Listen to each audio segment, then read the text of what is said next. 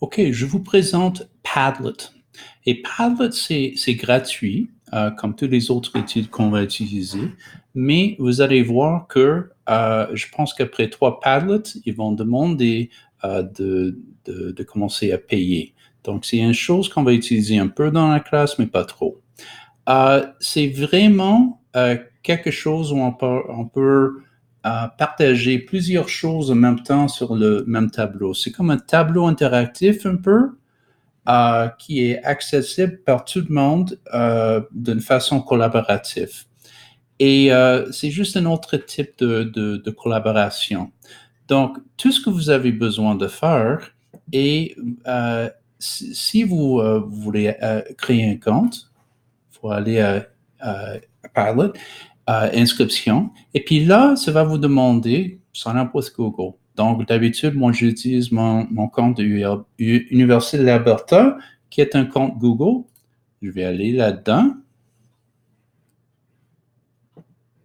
Je vais choisir le compte. Et voilà, je suis ici. All right? Et là, il y a des différentes choses qu'on peut faire. On peut créer un Padlet, et puis ça donne plusieurs gabarits ici, en bas, et où ça donne comme quelque chose qui est assez vierge. On peut parler, on peut partir de utiliser notre imagination.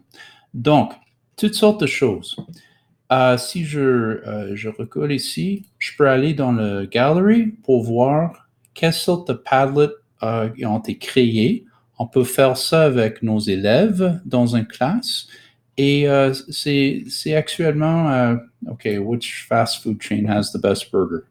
On peut demander à beaucoup d'élèves une question et puis c'est à eux autres de répondre en trouvant un hamburger qui est le mieux d'après eux.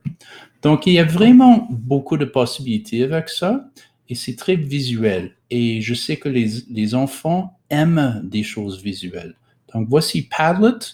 Je vous invite à créer une Padlet et puis là, on va l'utiliser 1 ou 2 fois pendant notre cours. Merci.